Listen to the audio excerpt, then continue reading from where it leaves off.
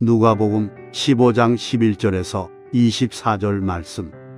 또 이르시되 어떤 사람에게 두 아들이 있는데 그 둘째가 아버지에게 말하되 아버지여 재산 중에서 내게 돌아올 분깃을 내게 주소서 하는지라 아버지가 그 살림을 각각 나눠 주었더니 그 후 며칠이 안 되어 둘째 아들이 재물을 다 모아가지고 먼 나라에 가 거기서 허랑방탕하여 그 재산을 낭비하더니 다 없앤 후 그 나라에 크게 흉년이 들어 그가 비로소 궁핍한지라 가서 그 나라 백성 중 한 사람에게 붙여 사니 그가 그를 들러보내어 돼지를 치게 하였는데 그가 돼지 먹는 쥐엄 열매로 배를 채우고자 하되 주는 자가 없는지라 이에 스스로 돌이켜 이르되 내 아버지에게는 양식이 풍족한 품꾼이 얼마나 많은가 나는 여기서 주려 죽는구나.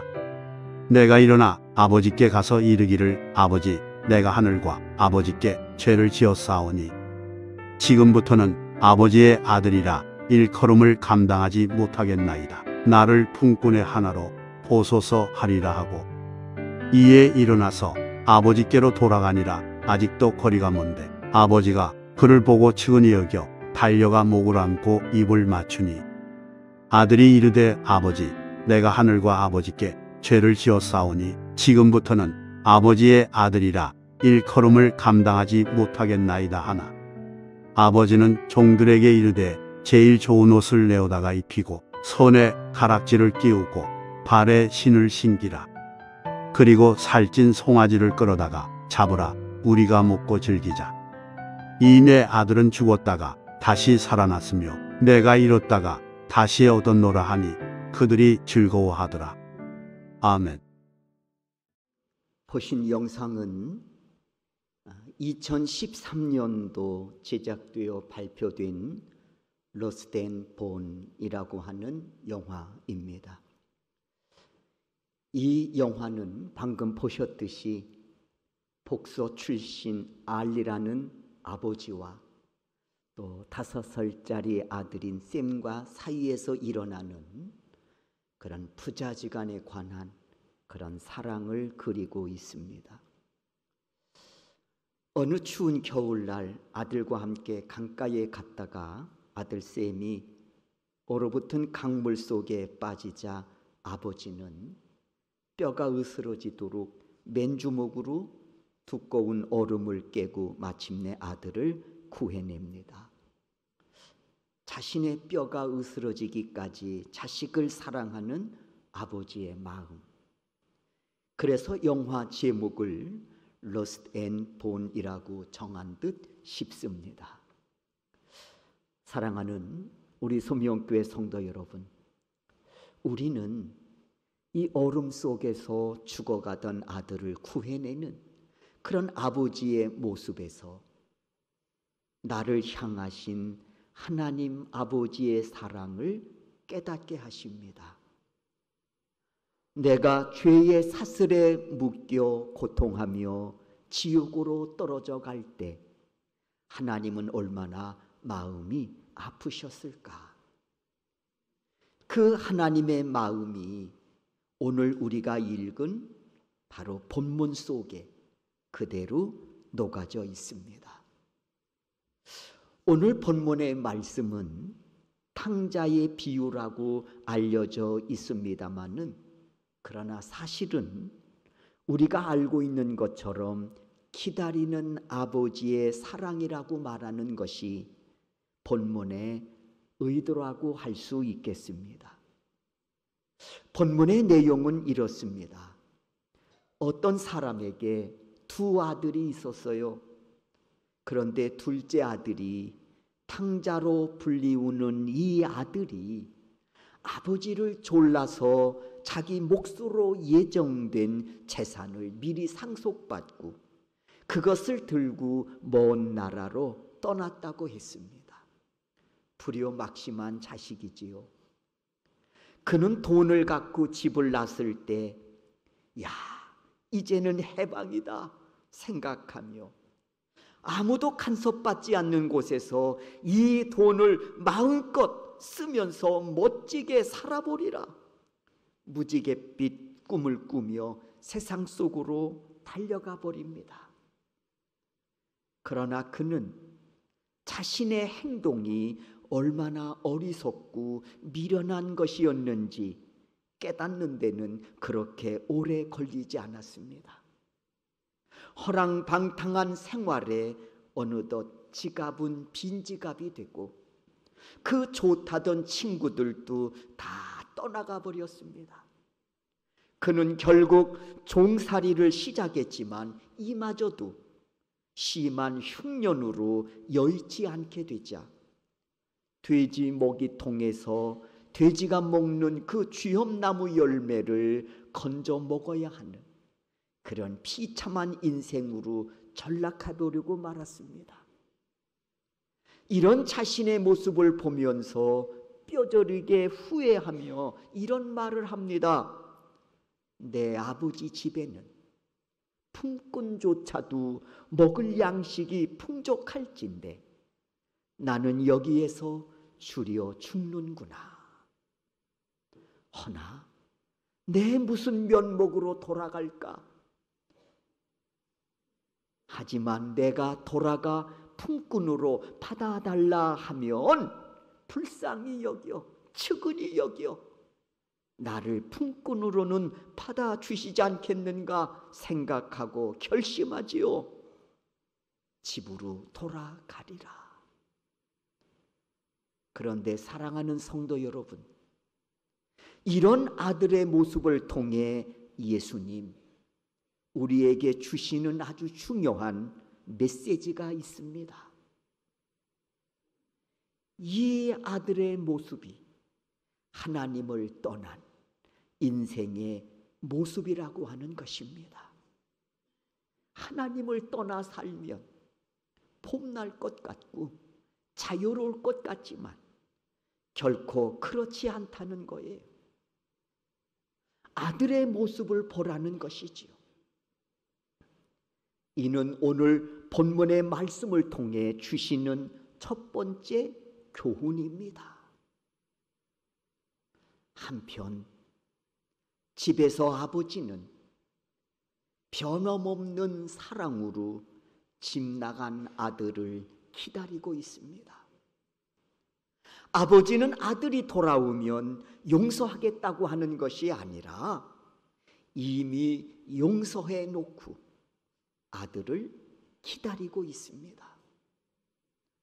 결국 아버지는 멀리서 돌아오는 아들을 발견하곤 달려가서 두 손으로 아들을 얼싸안고 입맞추며 기뻐합니다. 죽었던 아들이 살아왔다고, 잃었던 아들을 다시 되찾았다고 말입니다. 이에 아들은 몸둘 바를 모르며 이렇게 고백합니다. 21절의 말씀이에요. 아들이 이르되 아버지, 내가 하늘과 아버지께 죄를 지었사오니 지금부터는 아버지의 아들이라 일컬음을 감당하지 못하겠나이다. 그러니 품꾼으로 받아주실 수는 없습니까? 하지만 아버지는 크게 무슨 소리냐?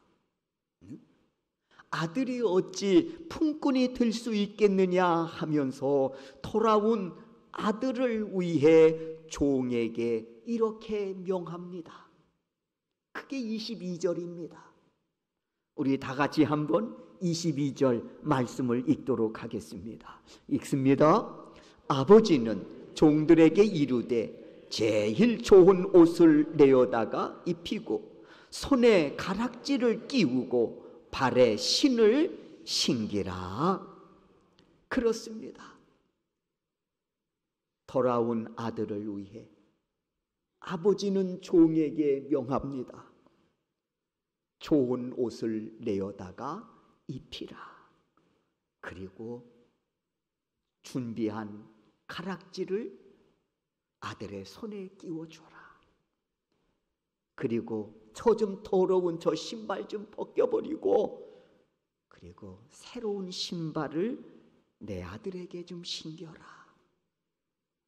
여러분, 이 명령 속에는 아버지가 아들을 향한 모든 마음이 다 들어있는 말입니다. 제일 좋은 옷을 내어다가 입히라. 이 말은 무슨 뜻인가 하면, 아들은 품꾼으로 돌아왔지만 아버지는 아들로 맞아 주신다고 하는 것입니다. 여러분, 옷이라고 하는 말은 신분의 회복을 의미한다고 말씀을 드렸습니다. 옷은 그 사람의 신분을 나타낸다는 거예요. 품꾼이 입는 옷이 있고요, 아들이 입는 옷이 있습니다. 그리고 여기에 누군가 경찰복을 입고 예배를 드리시는 분이 계시다면 여러분은 그분을 바라보면서, 아, 저분은 경찰관이라고 하는 신분을 갖고 계신 분이구나. 누군가 여기에 군복을 입고 예배를 드리는 사람이 있다고 하면 우리는 그 사람이 군인인 것을 압니다. 이처럼 옷은요, 그 사람의 신분을 나타낸다는 거예요. 때문에 품꾼으로 돌아온 이 아들을 아버지가 준비한 좋은 옷을 내어다가 입히라 하는 그 말씀 속에는 아들의 신분의 회복을 의미하고 있다는 것입니다. 품꾼으로 돌아왔지만 나는 너를 아들로 받아들인다 라고 하는 그런 아버지의 마음이 담겨 있다고 하는 것입니다. 두 번째, 손에 가락지를 끼우라고 말씀하고 있지요. 가락지를 끼워라. 여러분, 가락지 하면 생각나는 예식이 하나 있지 않습니까? 결혼식이잖아요. 결혼식 때 신랑과 신부는 서로 반지를 주고받습니다. 그 반지는 어떤 의미입니까? 나는 당신을 아내로, 나는 당신을 남편으로 받아들이겠다고 하는 그런 언약의 의미가 담겨진 그런 반지 아니겠습니까? 때문에 손에 가락지를 끼우라고 하는 것은 뭔고 하니 언약의 회복을 말하고 있는 거예요. 이제 돌아왔으니 내 아들로서 이 집에서 누릴 수 있는 모든 것이 회복되었다고 하는 그런 의미가 이 가락지 속에 담겨 있다고 하는 거예요. 아들뿐만 아니라 아들로서 누릴 수 있는 모든 언약들이 이 가락지 속에 담겨 있다고 하는 것이지요. 여러분, 가락지 속에 담겨진 최고의 언약은 뭘까요? 상속권입니다. 상속권. 이제 아들이기에 언약이 하나 주어지는 거예요. 그게 뭔고 하니 바로 상속권이라고 하는 것이지요. 그렇다면 하나님의 자녀로서 상속받게 될 최고의 유산은 무엇입니까? 우리가 하나님의 자녀로서 상속받게 될 최고의 유산은 뭡니까? 바로 하나님의 나라 아니겠습니까? 하나님의 나라. 때문에 로마서 8장 17절에서 이렇게 말씀하고 있습니다. 자녀이면 또한 상속자, 곧 하나님의 상속자요. 할렐루야. 자녀이면 상속자라는 거예요. 누구의 상속자? 하나님의 상속자입니다. 하나님께로부터 최고의 유산으로 우리가 물려받을 것이 무엇입니까? 바로 하나님의 나라 아니겠습니까? 그렇습니다. 아버지는 돌아온 아들에게 손에 가락지를 끼워라 하는 명함으로써 그 아들을 이제는 상속자로 세운 겁니다. 그리고 아버지는 돌아온 아들에게 새 신을 또 신기우라고 명하고 있지요. 발에 신을 신기우라. 이것은 새로운 삶의 출발을 말하는 거예요. 너는 이제까지 부끄러운 탕자의 삶을 살아왔지만, 아들임에도 불구하고 너는 지금까지 탕자라고 하는 부끄러운 삶을 살아왔지만은, 그러나 지금 새 옷을 입고 가락지를 끼움으로써 너는 하늘나라의 상속자가 되었으니, 너는 내 아들이 되었으니, 이제는 거기에 걸맞게 당당하게 새로운 삶을 살아야 할 것을 이 새로운 신발을 통해서 명하고 있는 것입니다. 이것이 바로 죄를 뉘우치고 돌아온 아들을 위해 예배해 놓으신 아버지의 은혜입니다. 여기서 아버지는 물론 하나님을 뜻하고 있습니다. 그리고 돌아온 아들은 우리의 자신을 가리키고 있습니다. 돌아온 아들은 바로 우리 자신이라는 거예요. 하나님은 이 은혜를 준비하시기 위해 독생자 예수 그리스도를 이 땅에 보내주셨습니다. 그리고 십자가에 피 흘려 죽기까지 우리를 사랑하심으로 이 은혜를 준비해 주셨습니다. 그런데 우리는 그 은혜를 마다하고 하나님을 떠나서 내 마음대로 고집하며 살던 탕자였다는 것이지요. 이 모습을 안타깝게 바라보시면서 포기하지 않고 돌아오라고 하는 외치셨던 하나님의 음성이 있었습니다. 그 증거가 독생자 예수 그리스도를 이 땅에 보내시고 십자가에 달려 죽기까지 사랑하심이 그 증거입니다. 그리고 이를 믿는 자들에게 죄사함과 하나님의 자녀됨을 회복시켜 주심이 그 증거입니다. 이를 위해 예수님 이 땅에 오셨고, 이를 위해 십자가에 달려 죽으심으로 우리의 모든 죄값을 치르시고 그 죄악에서 우리를 건져 구원하여 주심이 증거입니다. 그리고 말씀하십니다. 내가 거룩하니 너도 거룩하라고 말입니다. 그리고 오늘 우리는 그 증거함에 힘입어 이 시간 이 자리에 하나님의 자녀의 신분으로, 하늘나라의 상속자로 우리가 하나님 앞에 예배를 드리고 있는 것입니다. 그래서 우린 절망 중에 사는 자들이 아니라 소망 중에 영원한 나라를 바라보며 사는 하나님의 자녀가 된 것입니다. 그러니 우리가 주님을 만났던 그 시간이 얼마나 귀한 시간입니까? 그리고 지금 이 시간 주님 앞에 나와 예배드림이 얼마나 귀하고 귀한 순간이냐는 겁니다. 지난주에 오후 예배를 마치고 오후 4시에 세인천 지방 장로님들이 저희 교회에 모여서 순회 예배를 드렸습니다. 예배를 드리는 가운데 여러분에게 말씀드렸던 제 이야기를 예화로 드렸습니다. 고향에서 초등학교 다니던 친구 50년 넘게 헤어졌다가 만난 적이 있다고 말입니다. 이 친구를 만나면서 2가지 감사와 기쁨이 있었다고 했습니다.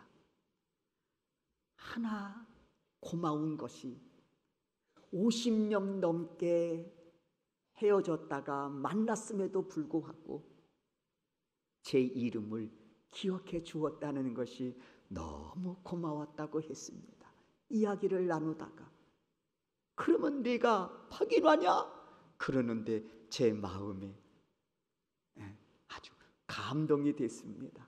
이야, 50년이 넘었는데도 내 이름을 기억해 주고 있는 친구가 있구나.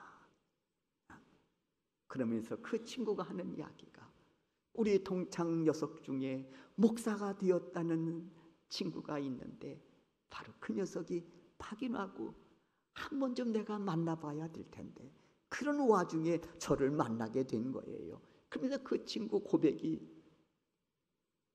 내가 예수를 믿게 됐다는 겁니다. 내 아내가 권사인데 내 아내의 덕분으로 예수를 만나게 되었다고 하면서 지금 이 순간이, 예수를 믿는 이 순간이 내 생애 속에서 가장 행복한 시간이라고. 그래서 나는 지금 내 생애 가운데에 가장 행복한 시간을 보내고 있느라고 그 친구 이야기를 들을 때 내가 얼마나 기쁘고 감사했는지 모른다고 말씀을 제가 장로님께 드렸습니다. 예배 마치고 나가시면서 한 장로님이 제게 이런 말씀을 하시는 거예요. 목사님, 나도 그런 순간이 있었습니다. 그 순간이 뭐예요? 예수 믿고 정말 행복한 그 순간들이 있었다는 거예요. 저는 그 다음의 이야기를 기다렸습니다. 그리고 지금도 행복합니다. 그 말씀을 듣고 싶었는데 그 말씀은 미처 제가 듣지를 못했습니다. 사랑하는 성도 여러분, 우리가 예수 그리스도를 만났던 그 순간이 얼마나 귀하고 귀한 순간입니까? 그리고 그 주 앞에 나와 예배 드림이 얼마나 귀하고 귀한 시간들입니까? 네? 사랑하는 성도 여러분, 명심하시기 바랍니다. 아버지의 품을 떠나면 그게 자유로울 것 같지만 그렇지 않다는 겁니다. 이 분명한 사실을 아버지의 품을 떠나고 집을 떠난 이 둘째 아들을 통해서 우리에게 분명히 말씀하고 계신 것이지요. 여러분, 집 떠나면 고생이라는 말이 있지 않습니까? 그처럼 아버지의 품을 떠나면 자유로울 것 같지만 사실은 그렇지 않다는 거예요. 왠지 아십니까? 하나님을 떠난 인생의 종착역은 죽음과 멸망이 기다리고 있기 때문에 그렇습니다. 사랑하는 성도 여러분, 인간의 모든 고통과 불행은 하나님을 떠난 데서부터 기인됩니다. 그러나 날 사랑하시는 하나님께로 돌아오면 하나님과의 모든 관계가 회복되고 인생의 의미를 깨닫게 되고 천국 백성으로서 누릴 수 있는 모든 은혜와 기쁨을 회복시켜 주십니다. 계시록 3장 20절입니다. 우리 다 같이 이 말씀을 함께 읽겠습니다. 읽습니다. 볼지어다 내가 문 밖에 서서 두드리노니 누구든지 내 음성을 듣고 문을 열면 내가 그에게로 들어가 그와 더불어 먹고 그는 나와 더불어 먹으리라. 아멘. 어느 책에서 읽었던 이야기를 여러분에게 들려드리면서 오늘 설교를 마치려고 합니다. 한 저택에 아버지와 어머니 그리고 어린 아들이 살고 있었습니다. 이들은 신실한 기독교인이었어요. 아들은 성장하면서 친구들과 어울려 놀다 보니 세상이 너무 좋았습니다. 그러다 보니 자연히 신앙생활을 등한시하게 됐습니다. 그러던 중 친구 꾀입에 빠져 가출하게 됐고 급기야 깽단에 들어가게 됐습니다. 이 소식을 접한 부모는 아들을 찾으려고 백방으로 노력했습니다마는 결국 아들을 찾지를 못했습니다. 그로부터 5년이라고 하는 세월이 흘렀습니다. 그리고 슬럼과 어두운 골방에서 한 청년이 총상을 입고 죽어가고 있었습니다. 바로 5년 전에 집을 나갔던 그 아들이었습니다. 이 아들은 뒤늦게 후회하며 이런 고백을 합니다.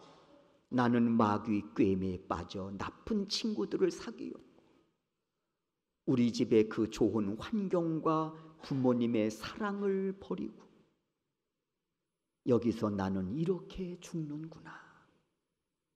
그리고 주변 사람들에게 부탁합니다. 내가 죽기 전에 집으로 돌아가서 우리 부모님께 마지막 용서를 빌고 싶다고 말입니다. 이에 주변 사람들은 그를 불쌍히 여겨 그의 집 문 밖까지 데려다 놓고 가버렸습니다. 다음 날 아들은 혼수 상태여서 깨어나 5년 전 그대로 있는 자신의 방을 둘러보게 됐습니다. 그리고 용서를 빕니다. 그때 부모가 말합니다. 우리가 지금 너에게 할 수 있는 말은 너를 사랑한다고 하는 말뿐이란다. 그때 아들이 묻습니다. 궁금한 게 있어요. 어제 저녁에 우리 집 현관에 왜 그리 불이 환하게 켜 있는지 궁금해요. 집에 무슨 일이 있었나요? 그때 부모가 말합니다. 우리는 내가 집을 나간 이후로 한 번도 불을 끈 적이 없단다. 네가 언제 돌아올지 모르는데 어찌 불을 끌 수 있었겠느냐. 사랑하는 성도 여러분, 우리는 결코 하나님의 은혜를 헛되이 받는 미련하고 어리석은 자들이 되어서는 안 될 것입니다. 아들에게 재운 제일 좋은 옷을 내어다가 입혀라. 우리 누가 뭐래도 하나님의 거룩한 자녀입니다. 손에 가락지를 끼워라. 언약의 회복으로 우리는 하나님의 나라를 상속받을 그런 하나님의 자녀입니다. 발에 신을 신기우라. 이제 너는 탕자가 아니라 내 자녀니 자녀답게 하늘나라의 상속자답게 살아야 한다. 사랑하는 우리 소명교회 성도 여러분, 이 은혜는 우리가 값없이 받은 선물과 같은 것입니다.